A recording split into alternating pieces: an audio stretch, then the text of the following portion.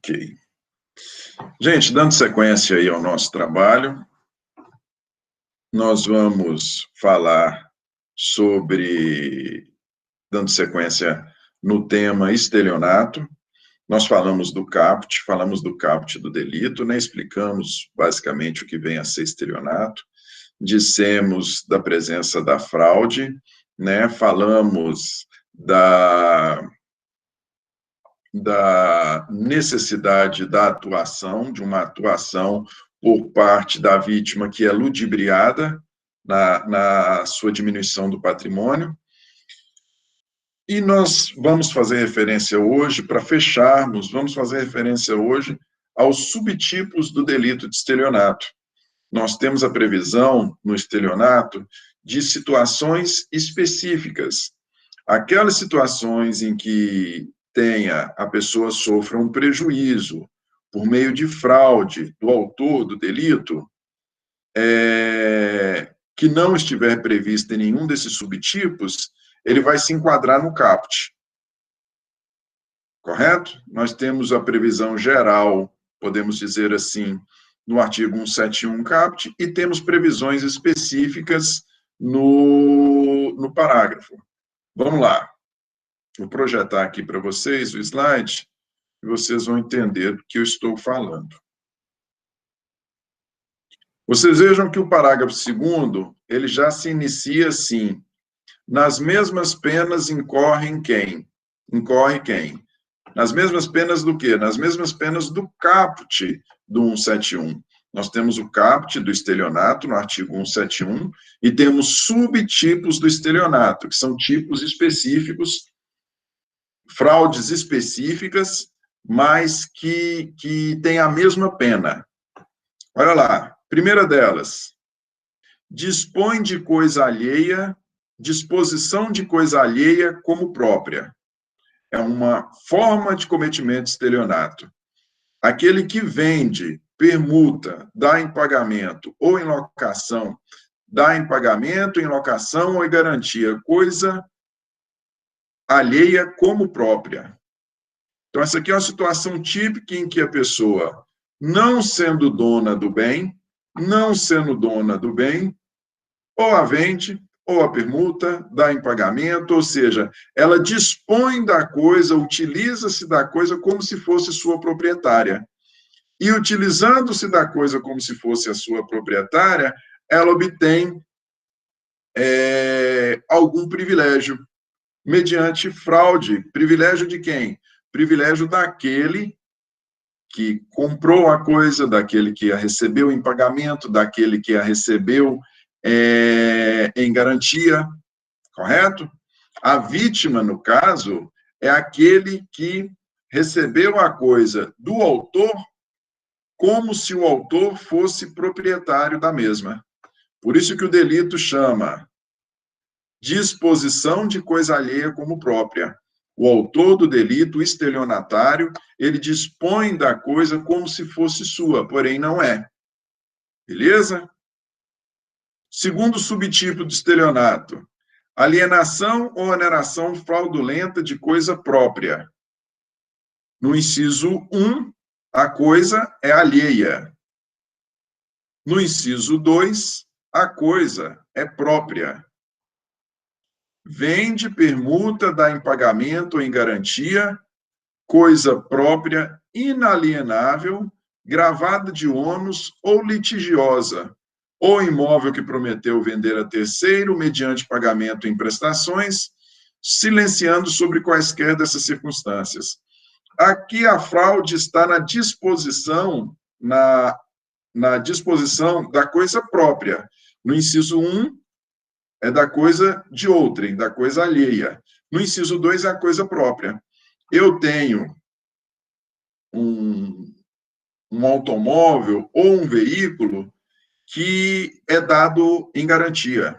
Ele está em garantia de alguma dívida que eu possuo. Por exemplo, ele está gravado, um imóvel não, vamos falar de um automóvel, de um imóvel. Eu tenho um imóvel que está gravado, ele está dado em garantia para uma terceira pessoa. E eu se eu alienar este imóvel, eu posso aliená-lo? Posso, é por óbvio que eu posso, ele é meu, eu posso aliená-lo.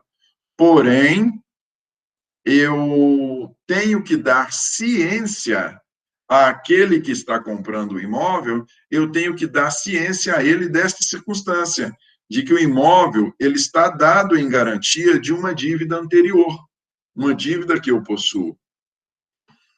Caso eu não dê ciência dessa circunstância ao comprador, este comprador, ele, por óbvio, que vai me pagar um preço maior do que o bem vale, porque o bem dado em garantia, se o bem é dado em garantia, ele tem um valor, ele possui um valor inferior ao que ele possuiria se não tivesse gravado com nenhum ônus.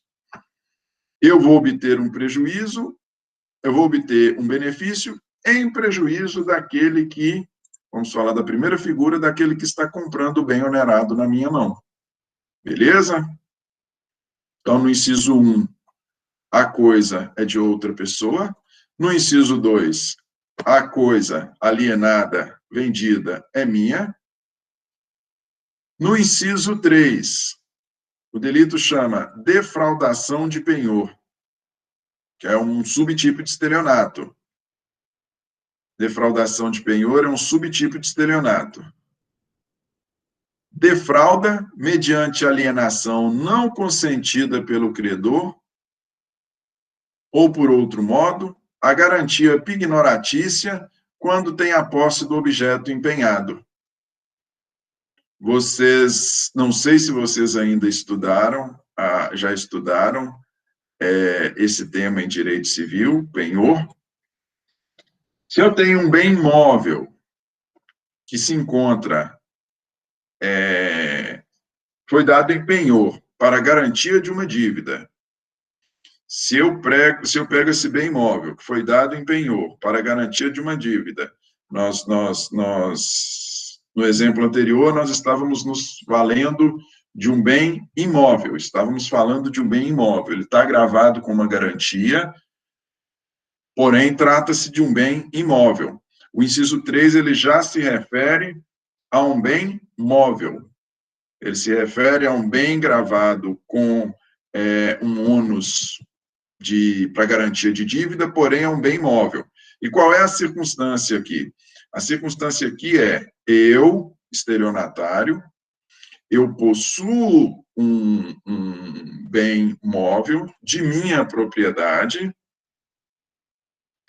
eu possuo um bem imóvel de minha propriedade, e este bem imóvel de minha propriedade que eu possuo, ele se encontra, sobre ele encontra-se um ônus, ele foi dado em garantia, correto?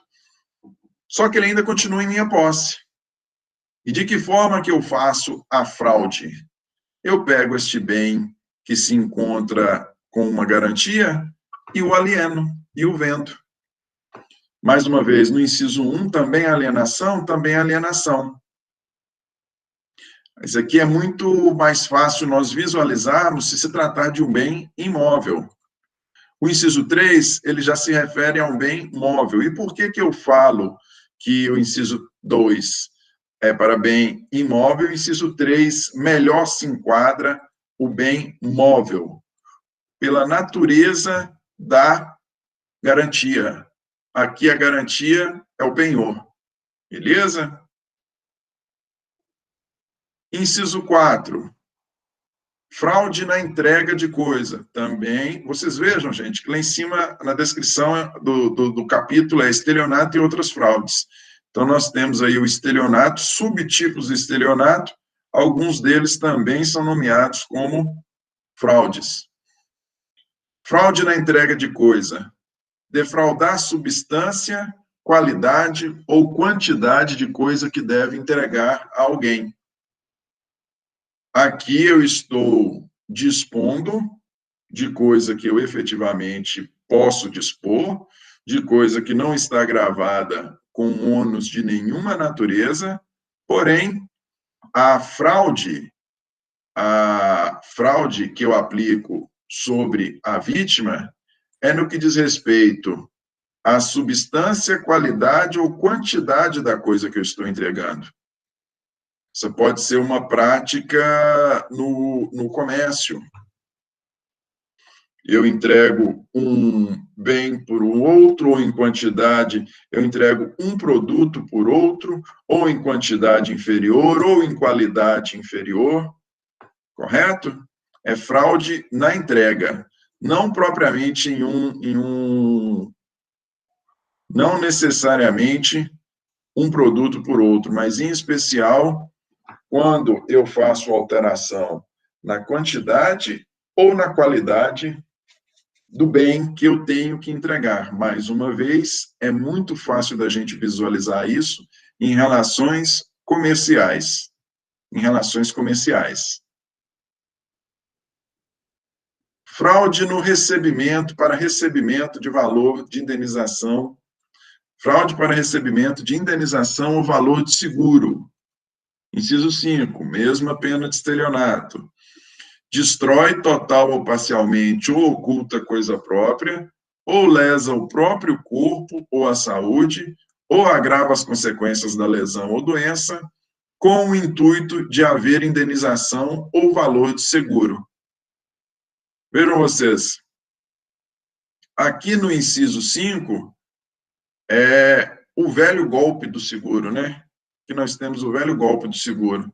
Você vê que aqui fala-se tanto em seguro material quanto seguro pessoal, né? Aquele que destrói um veículo voluntariamente, ou aquele que se lesa, ou piora a lesão ou seu estado de saúde, com o propósito de receber indenização de seguro, comete aí o delito previsto no 171, parágrafo 1º, inciso 5. Vocês vejam, gente, que todas essas são formas específicas de se cometer o estelionato. Esses subtipos todos, eles trazem formas específicas de cometimento do estelionato. Se vocês estiverem diante de um estelionato que não se enquadrar em nenhum desses subtipos, a pessoa está livre de responsabilização? Não, ela não está livre de responsabilização. Ela vai responder pela conduta prevista no caput. Beleza? Inciso 6. Fraude no pagamento por meio de cheque. Quem emite cheque sem suficiente provisão de fundos em poder do sacado ou lhe frustra o pagamento. Aqui é o velho cheque sem fundo. Aquele que emite cheque sem fundo.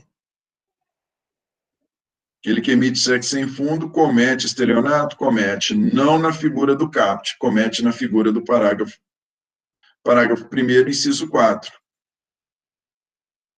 Vocês vejam o seguinte, o que nós temos que saber aqui no que diz respeito à emissão de cheque sem fundo?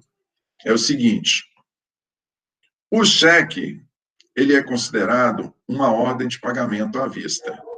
Então, somente vai incidir aqui aquele que emite o cheque e este cheque pode ser sacado ou é para ser sacado desde já. É para ser sacado desde já. Como nós vamos ver aqui na sequência, se tratar de um cheque pré-datado para saque futuro, isso descaracteriza a natureza do cheque. Ele deixa de ser uma ordem de pagamento à vista e passa a ser aí uma promessa de pagamento. E essa descaracterização faz com que o delito de estelionato não mais ocorra. Para se falar em delito de estelionato nesta modalidade aqui, de emissão de cheque sem provisão de fundo, se faz necessário que se dê o cheque para pagamento à vista, não como forma de promessa de pagamento. Beleza? A respeito de cheque, nós temos algumas súmulas importantes do Supremo Tribunal Federal. Primeira delas, súmula 246. Comprovado não ter havido fraude, não se configura o crime de emissão de cheque sem fundos. Comprovado não ter havido fraude, não se configura o crime de emissão de cheque sem fundos.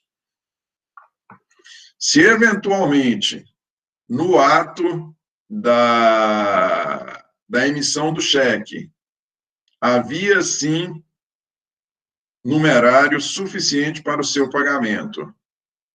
E se, eventualmente, por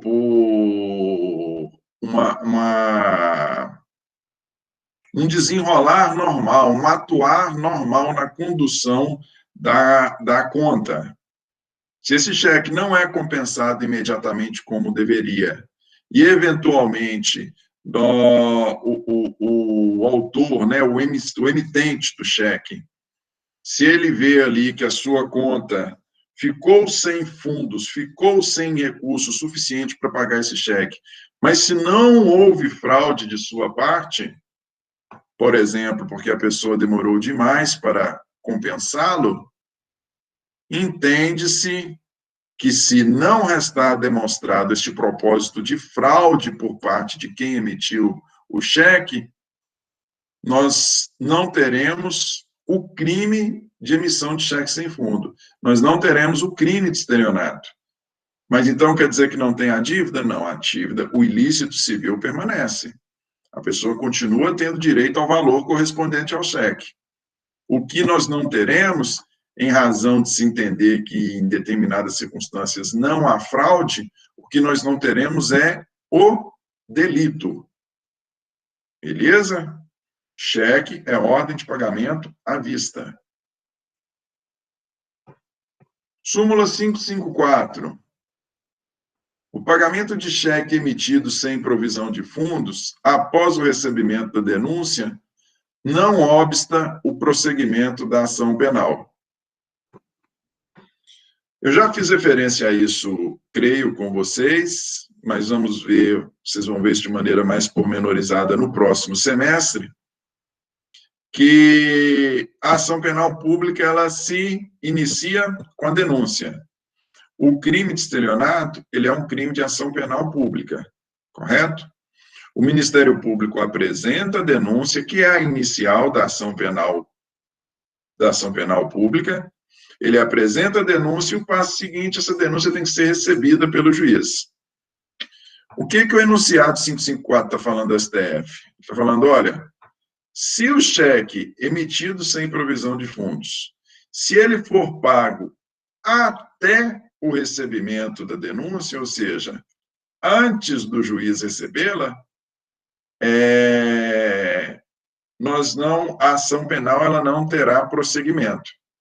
Por mais que tenha havido a emissão do cheque sem fundo lá atrás, e o delito tenha se configurado, se o pagamento, se realizar o pagamento da dívida até o recebimento da denúncia, a ação não prossegue. Se, porém, o pagamento foi realizado após o recebimento da denúncia, se o juiz recebeu a denúncia e, no curso da ação penal, o autor do delito fez o pagamento do cheque, ainda que ele tenha pago o valor correspondente ao cheque, ainda assim a ação penal tem curso normalmente. Beleza?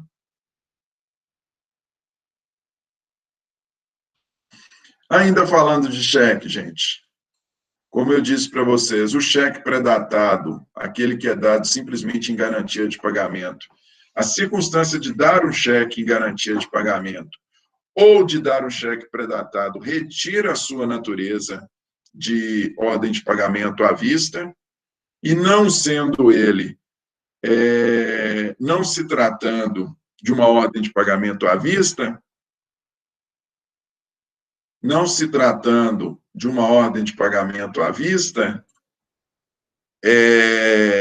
descaracteriza a sua natureza, e descaracterizando a sua natureza, nós vamos ter apenas um ilícito civil. Nós não vamos ter mais um ilícito penal, correto? Sustação de cheque, por óbvio, vai depender do motivo que levou à sustação, né? Se a pessoa, no ato em que ela emite o cheque, ela tem dinheiro suficiente ali na sua conta, mas se na sequência, após emitir o cheque, ela susta o cheque, ou seja, ela inviabiliza a compensação desse cheque junto ao banco, o delito está configurado da mesma forma, exceto se a sustação tiver uma fundamentação outra, como, por exemplo, o descumprimento de um acordo comercial, de um acordo de qualquer natureza. Foi realizada uma compra, aquele que deveria entregar o bem não entregou, foi realizada uma compra, o pagamento foi feito por meio de cheque, aquele que deveria entregar o bem não entregou, o emitente do cheque susta o cheque não pode ser compensado. Nós não temos aí um estelionato. Porém, se a sustação do cheque se deu sem qualquer fundamentação, simplesmente com o propósito de inviabilizar o pagamento sem nenhuma fundamentação, aí nós vamos ter o delito. Então, vai depender do motivo dessa sustação. Beleza? E a partir do parágrafo 3º, nós temos dispositivos que são aplicáveis a todas as modalidades de estelionato, seja o estelionato do caput, do 171, seja algum dos subtipos do estelionato. Parágrafo 3º. A pena aumenta-se de 1/3 se o crime é cometido em detrimento de entidade de direito público ou instituto de economia popular, assistência social ou beneficência.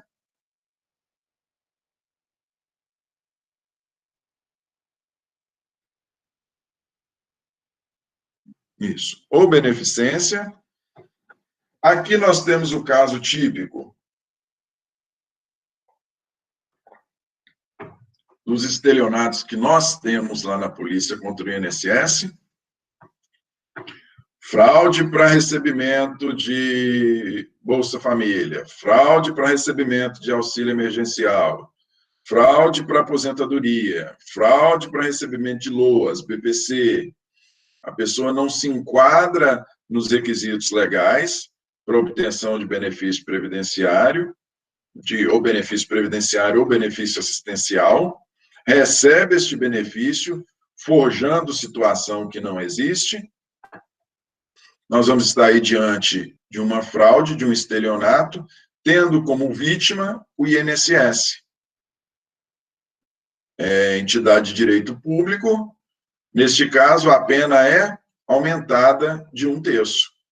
Beleza? Essa causa de aumento de pena aqui se aplica tipicamente quando nós estamos falando de fraude em recebimento de benefício assistencial, de aposentadoria, do que seja.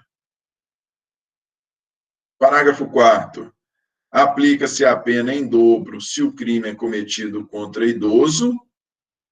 Idoso, para conceito legal, é maior de 60 anos, né? Pois não. Pois não? Tá me ouvindo? Ouço. Tá me ouvindo? Ouço. Ah, sim, desculpa. Essa pena aplicada no parágrafo 3º é para todos os envolvidos no crime? A pena do parágrafo 3º? Isso. A pena do parágrafo 3º é para todos os envolvidos no crime. Ah, tá.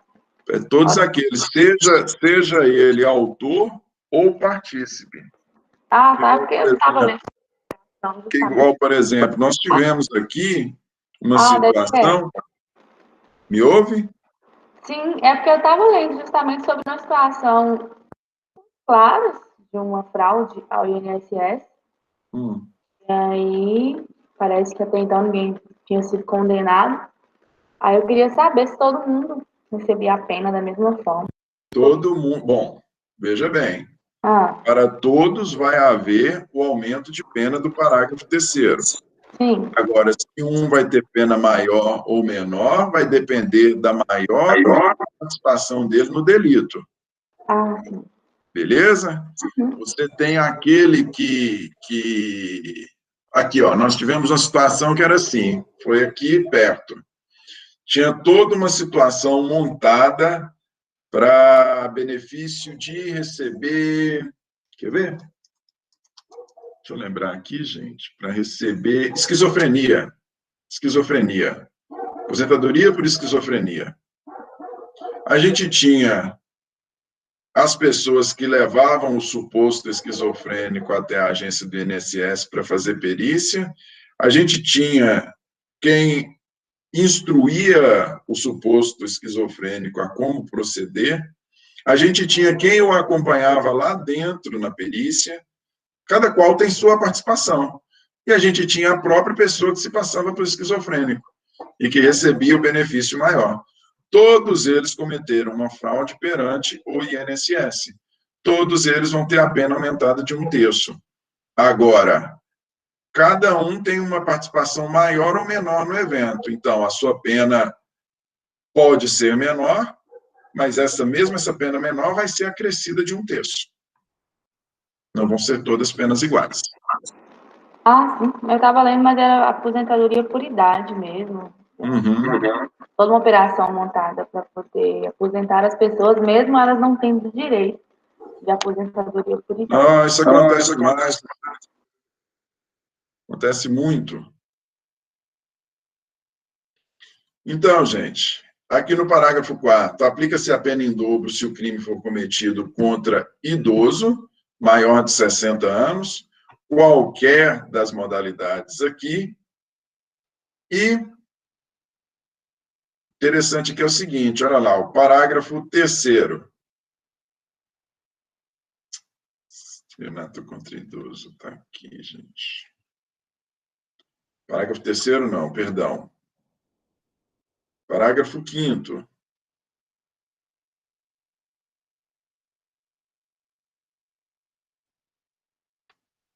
Parágrafo 5º, isso. Somente se procede mediante representação, ou seja, trata-se de uma ação penal pública condicionada. Somente se procede mediante representação, salvo em 4 situações. Quais são elas?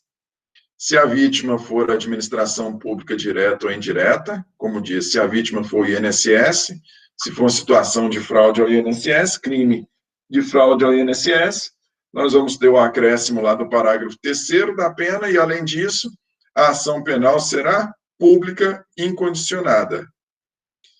Se a vítima for criança ou adolescente, criança para os conceitos legais até 12 anos, adolescente entre 12 e 18, se a vítima for criança ou adolescente, a ação penal é pública incondicionada. Se for pessoa com deficiência mental, ou se for maior de 70 anos de idade ou incapaz. Vejam que interessante. A pena aplica-se em dobro se for contra idoso, mais uma vez, o que é o idoso? Mais de 60 anos, beleza? Só que, para que a ação deixe de ser pública condicionada e passe a ser pública incondicionada, não basta ser idoso. Tem que ter mais de 70 anos, se considerarmos simplesmente a idade. Beleza? Não basta ser idoso. Entre 60 e 70 é idoso. Só que entre 60 e 70, caso a vítima tenha entre 60 e 70 anos, menos de 70 anos, a ação penal pública condicionada, vai depender de representação, vai depender do idoso se manifestar pedindo providências, pedindo para que o Ministério Público proponha a ação contra o réu, contra o autor do delito, contra o estelionatário. Se, porém, a vítima for qualquer dessas pessoas aqui, 1, 2, 3 ou 4, inciso, o Ministério Público pode propor a ação independentemente de manifestação da vítima. É ação penal pública incondicionada. Beleza? Slide está aparecendo? Não, gente? Eita, cacetete. Deixa eu voltar aqui.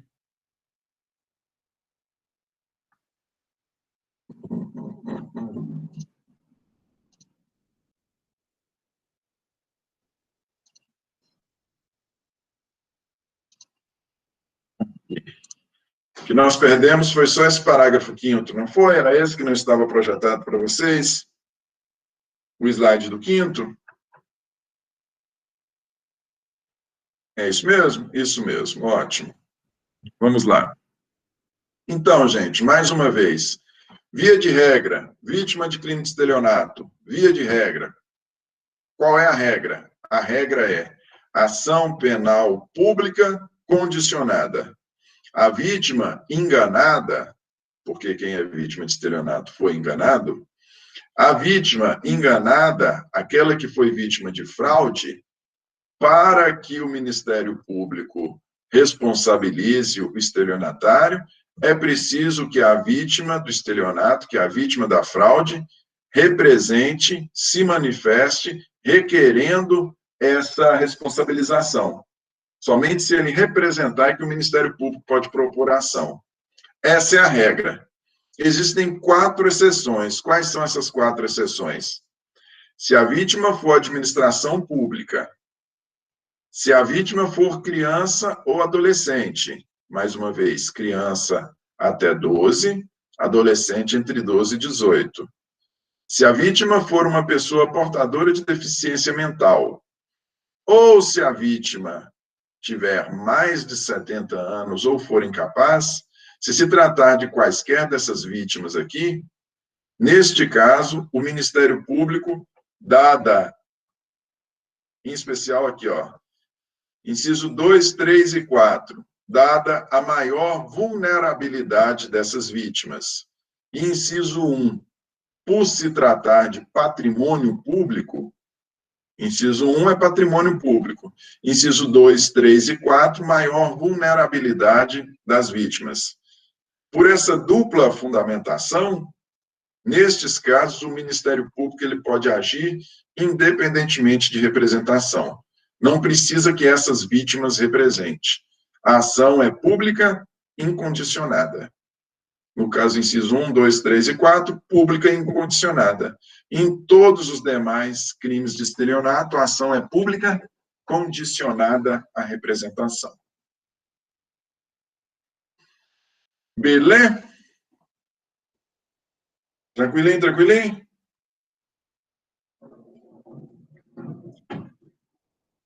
Bom, gente, o que eu queria mesmo era fechar com vocês o tema estelionato.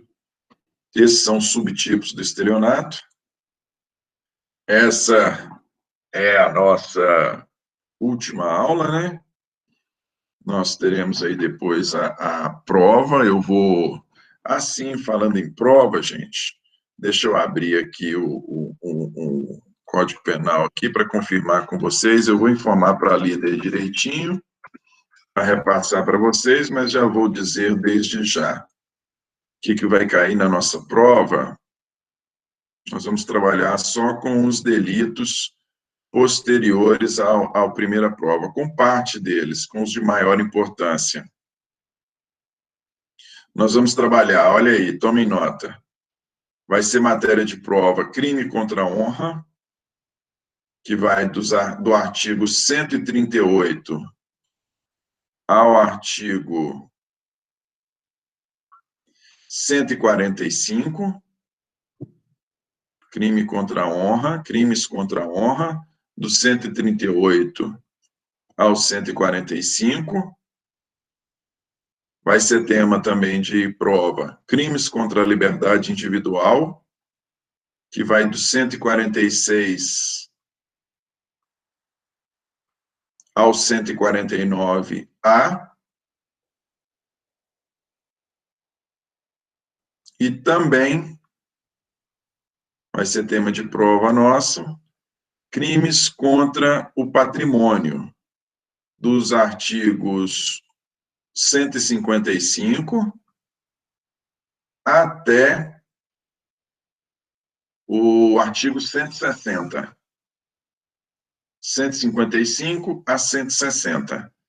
Então, crimes contra a honra, crimes contra a liberdade individual e apenas parte, dos crimes contra o patrimônio. Vai de furto até extorsão indireta. Beleza?